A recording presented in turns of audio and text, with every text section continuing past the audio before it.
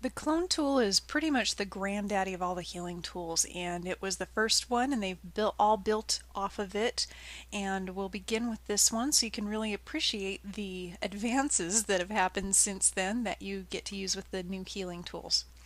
The clone or the stamp tool is underneath the brush in your toolbar, and there is also a pattern stamp tool. We'll be using the clone stamp tool. The shortcut for that is S as in Sam. And it is a brush-based tool, so you can choose your brushes the same way you would with just the regular paintbrush by clicking on the brush selector in the tool control bar, or by right-clicking or control-clicking out in your window. You can choose the shape that you'll be using as well as set the size and the hardness. I'm going to begin with a soft brush, which is at the beginning, and you'll see why pretty quickly. Now anytime I have this window open and I just want to get rid of it, I can hold down Command and click outside, and it will do it without using whatever tool I had been on. So now I have my stamp tool. For the stamp tool to work, you must first choose the area that you are stamping from. So I'm going to fix this little dot right here, and by moving over here to the left and holding down Option or Alt on a PC, my cursor changes to a little target area. I'm going to click there, and then now when I let go of my Option key and move my mouse, that area that I was clicked in moves with me, and it will show covering anywhere that I'm at. And so if I move over that dot and click once, it is now covered. Now this tool does not have the nifty content aware fill features that a lot of these others do, which means if I Option click here in a light area and then try and fix something over here in a dark area, I'm going to get a white spot, and that's what you can see there with the overlay.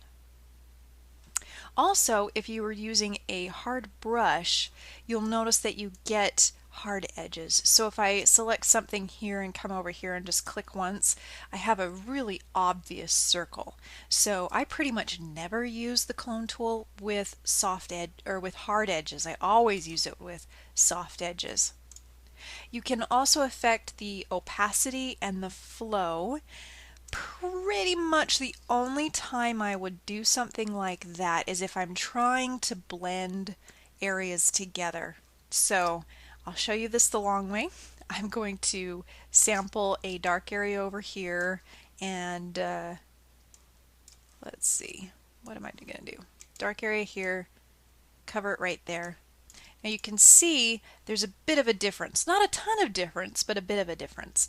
I could actually blend that back in by using my stamp tool with the opacity lowered down, say to about 50. And then I would clone an area around and then paint slightly over where that transition is, and that will just blend it together a little bit. If it's too harsh, I can still lower my opacity some more. So that would be a blending technique that's useful to know, but really the heal tools take care of that.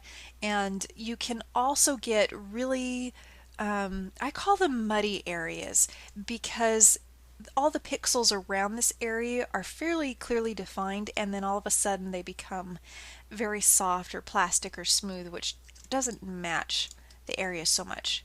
But that's how that works. You just need to know it as an option, because I can almost promise you at some point you'll need to know how to do that. The other thing is that little preview we have when you're using the stamp tool. That is a newer feature, and it took me a while to get used to it. So if you're not used to seeing that preview, you can turn it off by going to the window menu and choosing the clone source panel, and there is an option called show overlay, and you can turn that off.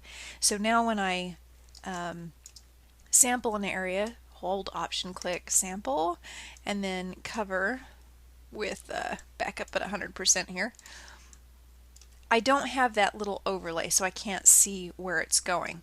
The overlay does have its uses though, and let me just turn that back on. I'll see if I can find, okay, here's a good spot.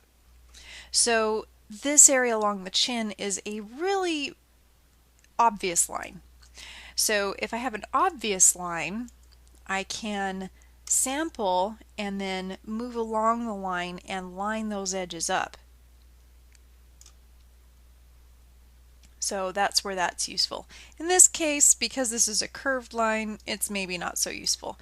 But I have used it rather extensively if there's something that has straight lines that I'm restoring. Curved lines on a slight curve work well. And that's pretty much it for the clone tool.